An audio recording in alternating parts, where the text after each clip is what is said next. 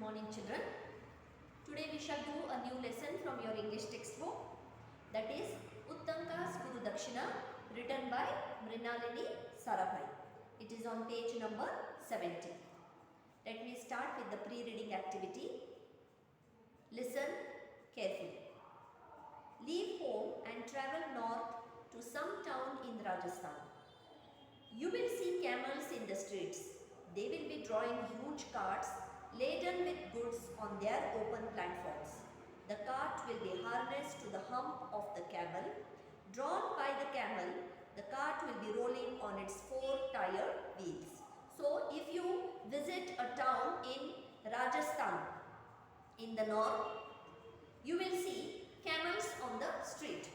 So, Rajasthan is a place where it's a very hot place, and where we see camels there, and they will be drawing the huge carts which are filled with goods, and the cart is tied to the hump of the camel.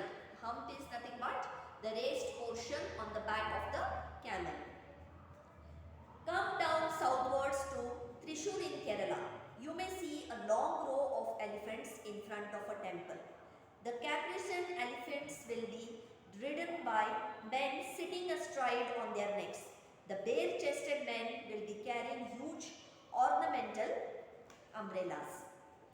So, if you go southwards to Kerala, there you will see the elephants, and these elephants are ridden by men who sit on their necks. Usually the mahout, the person who takes care of these elephants, is called as the mahout. He feeds and bathes the elephant, takes care of the elephant. They are covered with rich ornamental clothing. So, travel is like that. It is seeing strange people and strange sights.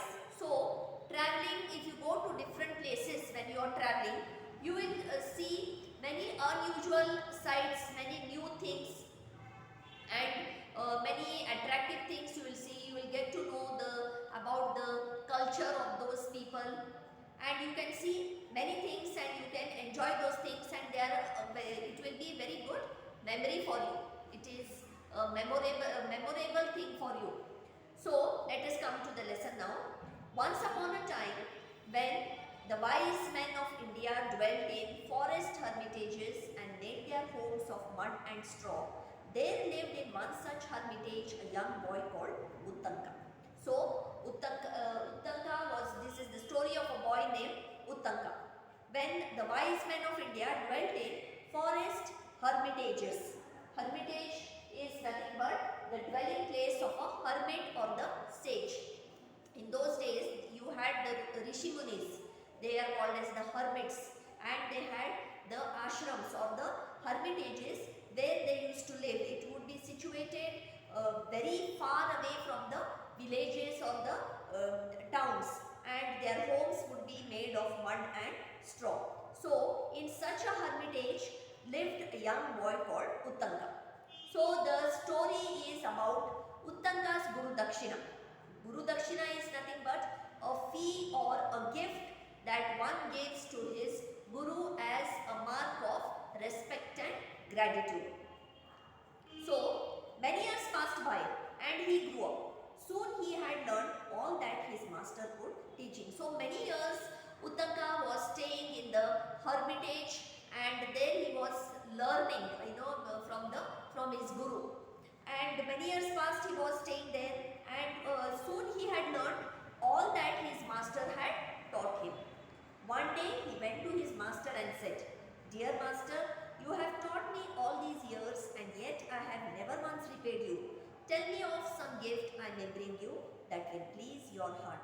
So one day Uttanka goes to his master, to his Guru, and says, "Dear master, all these years you have taught me selflessly, but never once I have repaid you. I have not given you any gift till now. So, tell me of some gift that I may bring you so that it will please your heart." He says, "Tell me what you want from me as a mark of gratitude, as a mark of respect." His teacher said, child, there is nothing that I desire. Go to your mother and ask her. So the Guru tells him, he says, child, I don't want anything from you.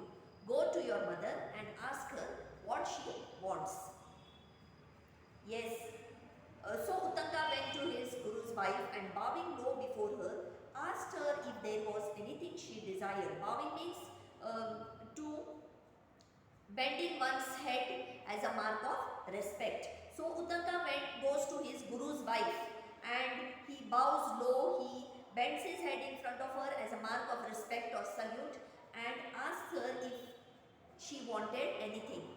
Yes, she replied, I have long cherished a wish to wear the earrings worn by the queen. So she says, from a long time it's my great desire that I should wear the earrings which are worn by the queen. Go to her and get them for me. In 4 days a feast will be held. I want to wear them on that day. Get the earrings for me and I shall know of your true devotion. So she says, I have a very strong wish, that a strong desire that I should wear the earrings which are worn by the queen. So go to her and get the earrings for me. In 4 days we are going to have a feast. So on that day I want to wear those earrings. And she says, get the earrings for me so that I shall know that of your true devotion, of your true respect. I shall know that you are, how loyal you are. Uttanga, hearing this, was filled with dismay. Nevertheless, he set out through the forest to the city where he knew the king dwelt. So, hearing this, Uttanga was filled with panic. He was in a panic. He was scared. He did not know what to do. He was confused. But he gathered courage and boldly he set out through the forest to the city where the king dwelt. He had not gone far when he saw a huge bull coming towards him. As it drew nearer, Uttanga saw seated upon the bull a man so large that he drew back in fear. So, while he was on his way, he was walking through the forest, he saw a huge bull, that is a huge ox, coming towards him. And as it came near to Uttanga, he saw that there was a very large man sitting on the bull, and so he moved back in fear. But the man called out, Uttanga, drink this, and he held out a cup full of some kind of liquid.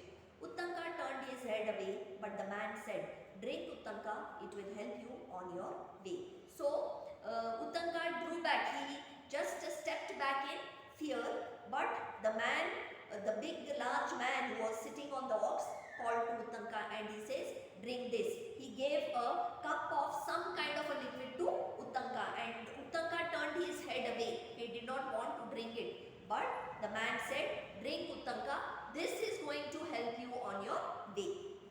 At last he came to the palace of the king. He boldly went inside and did not stop to look about him till he saw the king himself seated upon the royal throne. So at last Uttanga reached the palace and he entered the palace boldly and started searching for the king. And then he saw the king sitting on his royal throne. Sir, said Uttanga bowing low, I have come from a hermitage in the forest many miles from here.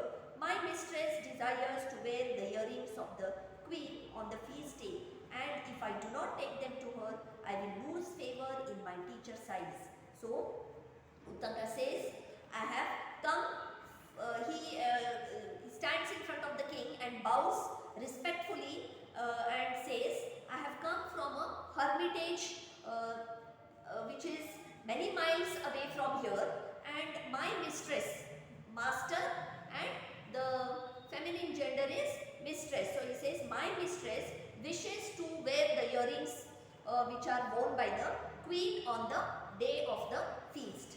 And if I do not take them for her, then I shall lose favor in my teacher's eyes. The king smiled kindly upon the boy. You must ask the queen, he said. Go to her chamber and ask her. So, hearing Uttanga's words, the king smiled at him and he says, go to the queen and go to her chamber and ask her. Uttanga went to the queen's chamber but could not find her. He went back to the king and said, Sir, I cannot find her. So Uttanka goes in search of the queen. He goes to the queen's chamber, but he did not find the queen. So he goes back to the king and says, Sir, I cannot find the queen. The king looked at Uttanka as he stood there with the dust of travel upon his clothes and his hands and feet dirty and stained. Is that how you would go to the queen? He said. So the king looked at Uttanka and his hands and legs were very dusty, his clothes were very dirty, and then he asked Uttanka, is this how you are going to the queen? You are so dusty, you look so dirty. Uttanka felt ashamed, washed and clean. He again went in search of the queen. This time he found her. So when the king asks him, this is how you are going to visit the queen, you are looking so dirty and dusty. So Uttanka felt very ashamed. He washes his hands and legs and he becomes clean, and then again he goes in search of the queen, and at last he finds the queen. The queen held out her hand and Uttanka saw the earrings sparkling in her palm. So the queen holds her hand, and in her palm, the inner part of the hand is called as the palm. She places the earrings on her palm and gives it to Uttanka. You are a good child, Uttanka, she said. I give you the earrings willingly, but beware, these earrings have long been coveted by the serpent king. Do not lose them. Coveted means eagerly desired. So she says, you are a good child, Uttanka, I will give you the earrings, but be very careful because these earrings are desired by the serpent king. Serpent means snake, the king of the snakes. So do not lose them. So you got to be very, very careful. Keep the earrings very carefully because the serpent king is after these earrings. He desires these earrings. Uttanka thanked her and started for home. Dusk was falling and he was tired. So Uttanka takes the earrings very happily, thanks the queen, and he starts on his return journey back home. Dusk was falling. It was already late evening. That is, dusk means sunset time. That is called as the dusk. Opposite of dusk is dawn. That is very early morning. The time almost at the, you can say, before the sunrise or at the time of sunrise. So he thanks her, and already it was late evening and he was very tired. Leaning against the trunk of a tree, he rested, placing the earrings on the ground beside him. So Uttanka was very, very tired. He sits under a tree and he leans on the tree and he places the earrings beside him. He stops there to take rest. Suddenly he saw a hand snatch the earrings and disappear. He sprang to his feet and turned around in time to see a man dressed in rags running through the forest. So as he was sitting there resting under the tree, he places the earrings beside him, and after some time he sees a hand snatch the earrings and disappear. And it was within a fraction of a second, and suddenly Uttanka stands up and turns around and sees a man who is dressed in rags. He is very shabbily dressed with dirty and torn clothes, and the man was running very fast through the forest. Uttanka ran after him as fast as he could, when suddenly the man changed into a snake which wriggled into a hole in the ground. So Uttanka ran as fast as he could after this man, but suddenly the man changes himself into a snake and enters into a hole in the ground. So this is the serpent king who has snatched the earrings from Uttanka. Uttanka was greatly distressed. He was filled with sorrow. He did not know what to do. Try as he did, he could think of no way to get through so small a hole. He sat down to lament his fate when an old man appeared before him. So Uttanka was filled with sorrow. He did not know what to do, and he could not even enter the small hole where the snake had it had disappeared and entered the hole. he sat down to lament his fate. He sat down to weep when an old man, he appeared in front of Uttanka, came before him. "Do not worry, my son," he said. "I have come to help you." Even as he spoke, there was thunder and lightning, and a great thunderbolt fell. So, this old man tells Uttanka, "Do not worry, my son. I have come here to help you." And as this old man was speaking, there was thunder and lightning in the sky. When it's going to rain heavily, you have thunder in the sky and lightning, is it not? The rumbling sound of thunder and lightning, and a big thunderbolt falls to the ground. The whole earth shook with the force of it. Suddenly all was quiet again, but next to where Uttanka stood was a big hole in the ground. Suddenly the thunderbolt hits the earth, and the earth shakes with the force of this thunderbolt, and when everything was quiet, next to Uttanka there appears a big hole in the ground. Uttanka entered the hole and found himself in the kingdom of the Serpent King. Now Uttanka enters the hole and he finds himself in the kingdom of the Serpent King. He walked slowly along and came to two women weaving a piece of cloth. So slowly he goes on walking and he meets two women who are weaving a piece of cloth. He asks them the way to the palace of the Serpent King. They did not heed him and went on with their weaving. He saw that their cloth was made of black and white threads. So Uttanka stops near the two women and asks them the way to the palace of the Serpent King. But the two women do not pay any attention to Uttanka and they don't even answer him. And so he sees that their cloth was made of black and white threads. The two women, they don't pay any attention to Uttanka nor they look at him. They are busy weaving the cloth. Next he came to a wheel with 12 spokes. Spokes is nothing but you have in the cycle wheel, you are having the spokes, you know, this kind. So these are called as the spokes. So he comes to the wheel with 12 spokes.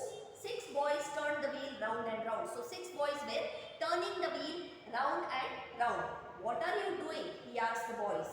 They did not answer him and went on with their work. So he questions the boys, "What are you doing?" But the boys also don't pay attention to Uttanka and they go on doing their work. So he went on till he saw a man with a beautiful horse. So Uttanka goes on walking further and then he sees a man with a very beautiful horse. Uttanka went up to him. He was so struck with the horse that he bowed respectfully to the man and said, "O Lord, I bow to you. Grant me a favor." So Uttanka went up to the man with a beautiful horse and he was so struck. He felt such a wonder seeing the beautiful horse that he bowed respectfully to the man and said, "O Lord, I bow to you. Grant me a favor."